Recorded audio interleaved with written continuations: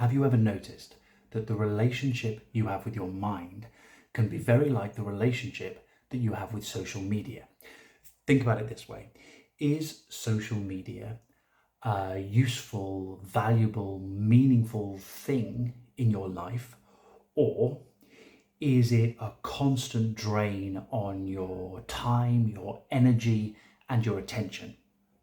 For many of us, and I think this is particularly true for actors and creatives, both of these things can be true at the same time. It's a double-edged sword, right? Because social media can be a powerful tool that gives us opportunities and connections and advantages. But at the same time, it can bombard us with content, and we can get ourselves tangled up with that in ways that are unhelpful, painful, and that pull us away from the life we actually want to be living. Now, if you times that by a billion, then you start to get a picture of something that is a bit like what it's like to have a human mind. Because what I want to suggest to you is that the most powerful influencer you're ever going to encounter isn't on your phone, it's in your mind, or rather it is your mind, because the human mind, your mind, is the ultimate content creator, right? Thoughts, images, memories, emotions, sensations, judgments, comments.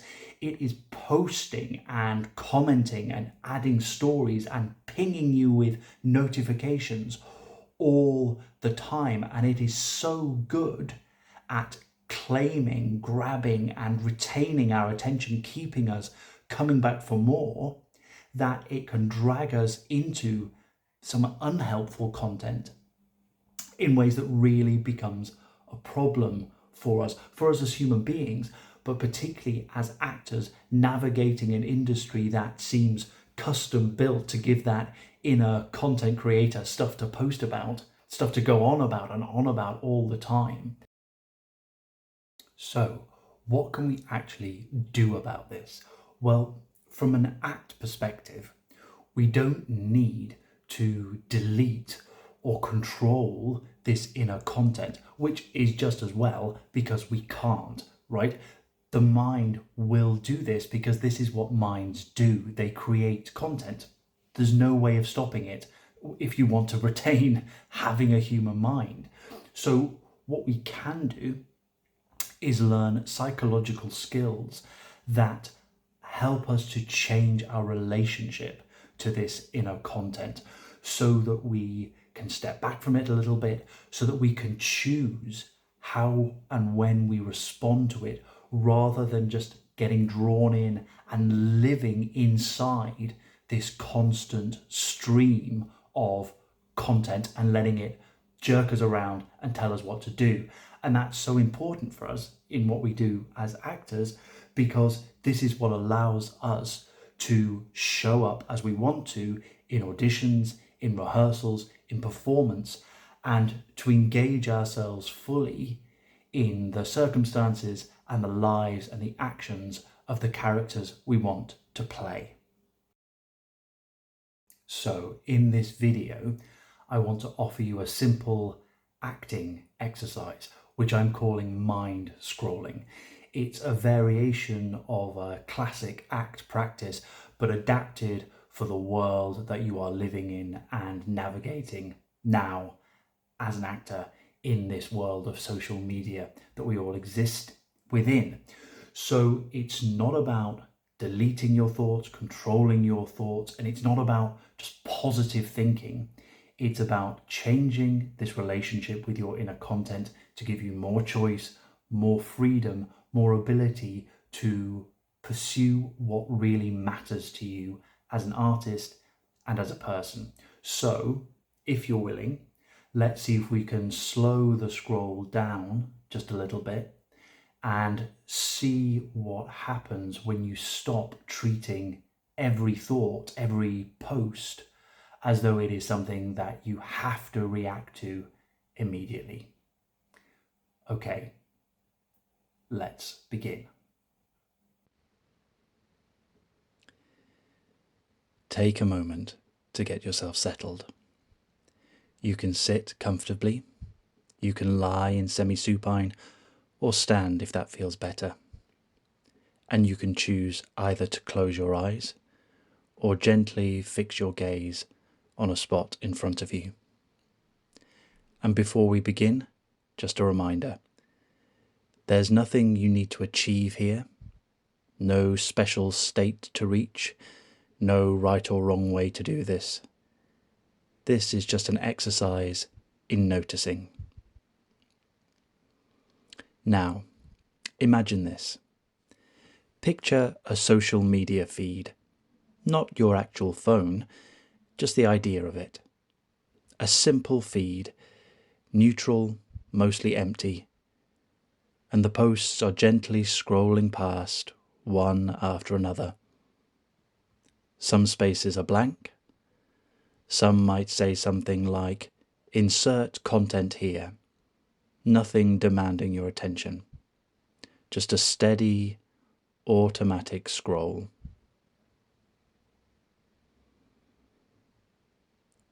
As you sit or lie or stand, watching this feed scrolling by, your mind will start to do what minds do. Thoughts will show up, images, memories, plans, judgments, maybe emotions or bodily sensations too.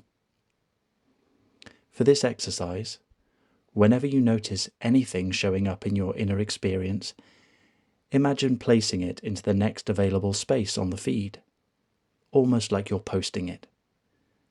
You don't need to analyze it. You don't need to like it or dislike it. You don't need to fix it. Just post it and let it scroll on by.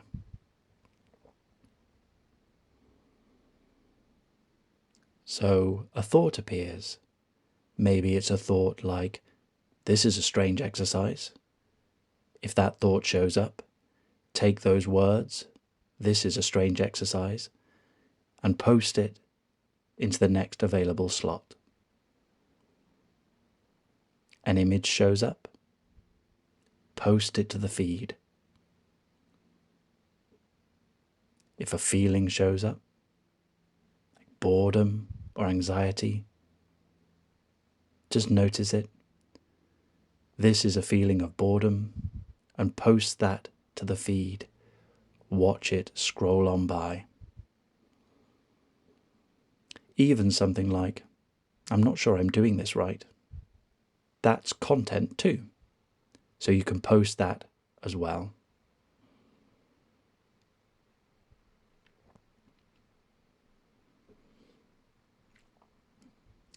If nothing obvious shows up for a moment, that's fine. You might just notice the blank spaces scrolling past. There's no need to force anything to appear. Just watch the feed scrolling past.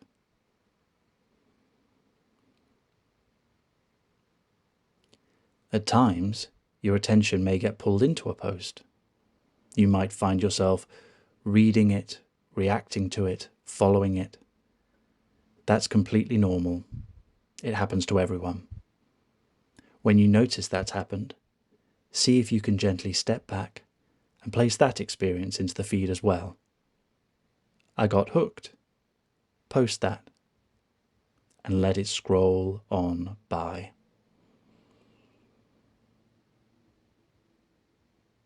You're not trying to stop the feed. You're not trying to slow it down. This isn't about controlling your content. It's about noticing that content is happening and that you don't have to disappear into it.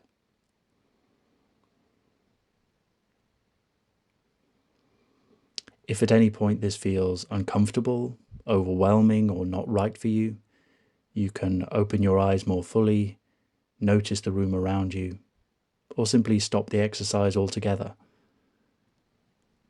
Looking after yourself always comes first. For the next little while, continue gently posting whatever shows up and letting it scroll on by.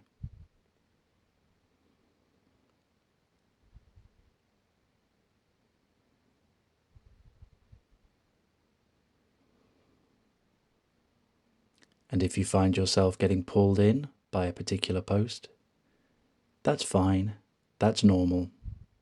Just notice that it's happened, acknowledge what it was that hooked your attention, and refocus on watching the feed scrolling past.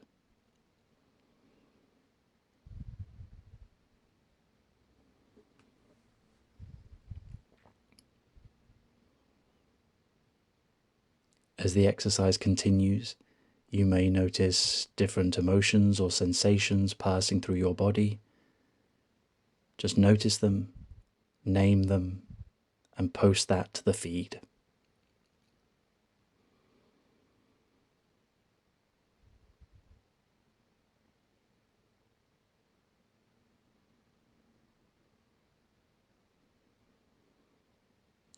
And as we begin to come towards the end of the exercise, there's nothing special you need to do to wrap up or conclude. Just notice one thing. Right now, there is content, and there is also the part of you that can notice that content. Thoughts are happening, and noticing is happening too. Both can exist at the same time. So when you're ready, gently bring your attention back to the room. Feel the contact of your body with whatever's supporting you. Notice a few sounds around you. And if your eyes are closed, you can open them. Just take a moment to notice what you noticed about your mind, about attention, about how easily content appears, and perhaps carry one simple idea with you. You are not your content. You are the one observing it. You are the space in which the content shows up.